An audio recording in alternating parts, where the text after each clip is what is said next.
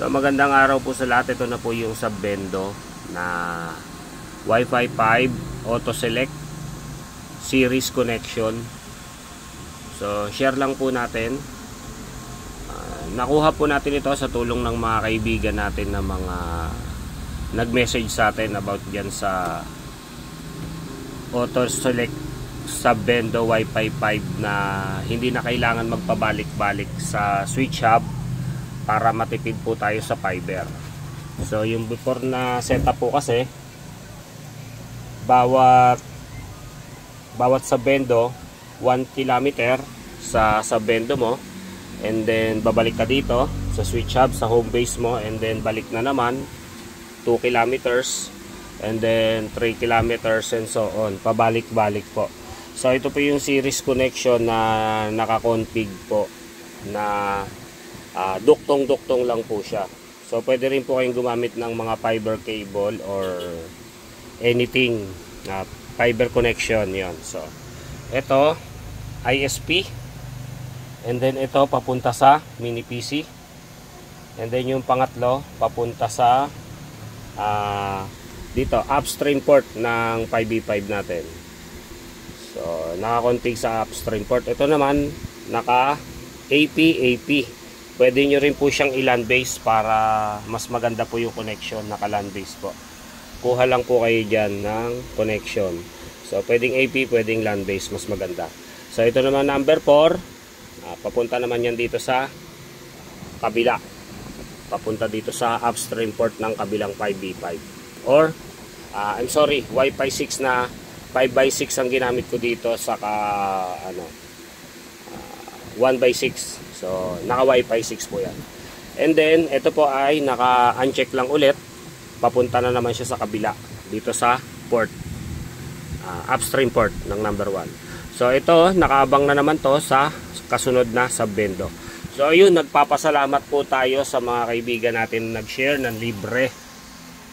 Nag-share lang po sila ng libre about sa ganitong connection. So napansin ko kasi na limited, hinanap ko po siya sa YouTube, hindi ko po siya nakita.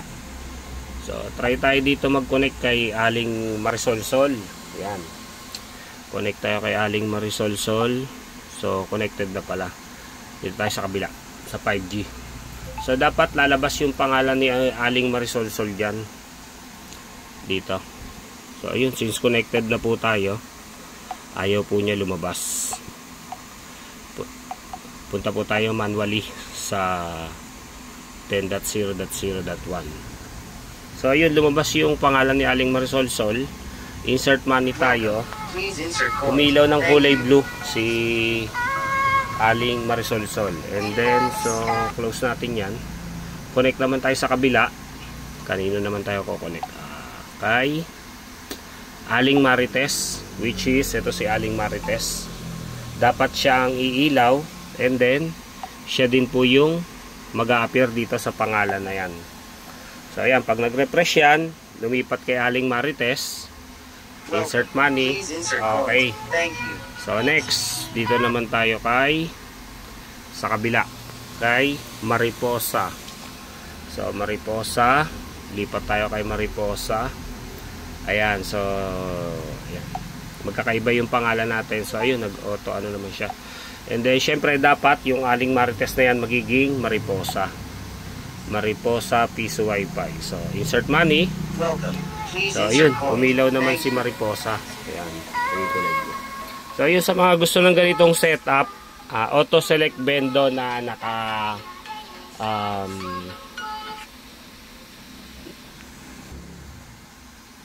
series connection. Yun. So gamit natin dito ay Dell 5070, 8GB RAM, 32 SSD, 4 cores. Okay, Intel. So yun, tapos gigabit din po to, ha. Mas maganda gigabit na po tayo para pag nagkaramihan po ng client, pag umabot ng 400 or 300. So sa record, nagbase ako sa record, may nakagawa na 300.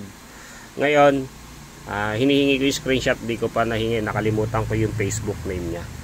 So yun, maraming salamat po uli dun sa tumulong sa atin sa pag-config ng ating Wi-Fi 5 Auto Select Series Connection.